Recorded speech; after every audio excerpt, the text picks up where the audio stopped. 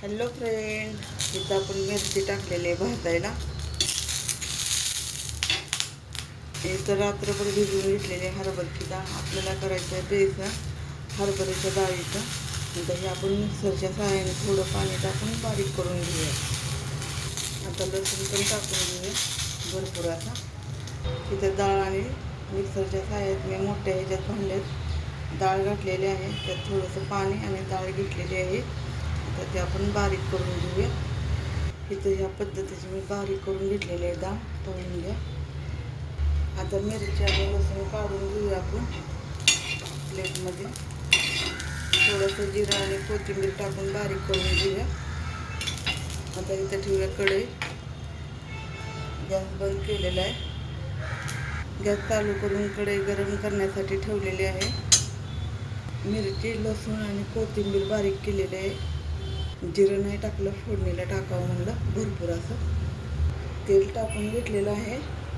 तेल असं जरा भरपूर लागतं. टाकून घेतलेलं गरम होतं. त्यावर आपण कढीपत्ता काढूया. छान असा कढीपत्ता ताजा ताजा आणला टेरेसवरून. मोहरी टाकूया.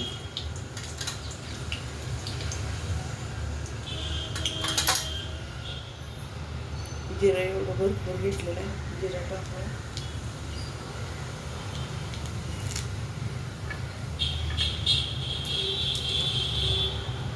इथं उभ्या आकाराचे जरा जाडसर कांदे चिरलेले दोन बारीक. कढीपत्ता आणि कांदा टाकून घेऊया.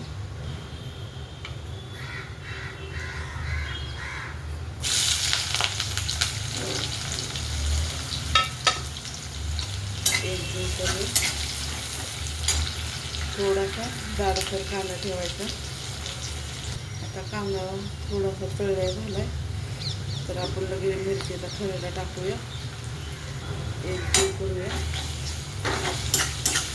कांदा आणि मिरचीचा खरेला भाजून निघतो. म्हणजे लसूण कच्चा आहे ना थोडासा, ते पण तळलं जातं.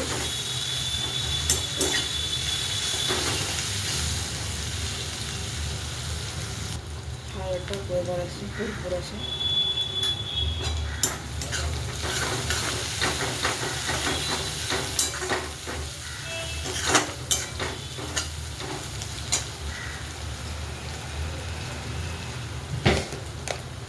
मीठ टाकूया चवीनुसार.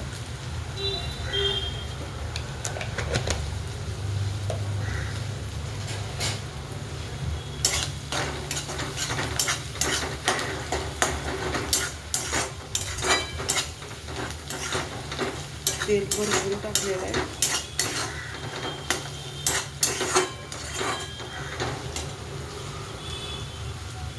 आता इथं डाळ वाटून घेतलेली ती टाकून घेऊया.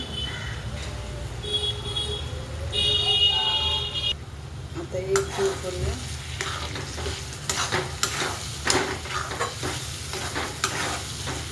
थोडंसं पाणी ओतायचं जरा डाळ तेलामध्ये भाजल्याच्या नंतर.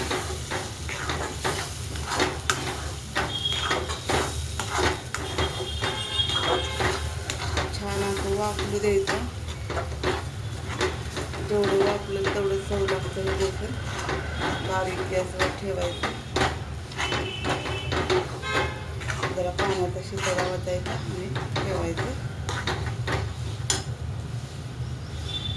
जरा आपण पटकट धरून घट्ट होतं. सगळीकडनं हलवायचं छान असं.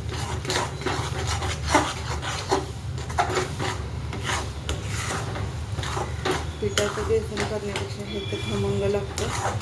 जास्ती डब्याला वगैरे देऊ शकता. बघा कसा एक गोळा तयार झालेला आहे.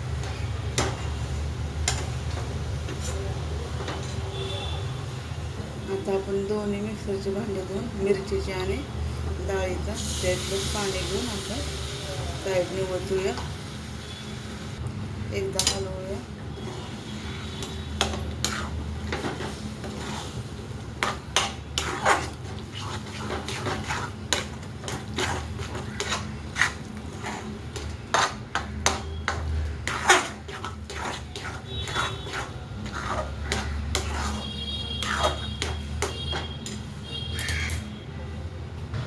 टॅग बंद झाकण ठेवूया जरा वापरण्यासाठी. एक 10 मिनिटं तर बारीक गॅसवर वापरून घ्यायचं बेसन. आता उघडून पाहूया आपलं बेसन छान असे वाफ झालेले. आता वरतून कोथिंबीर टाकूया.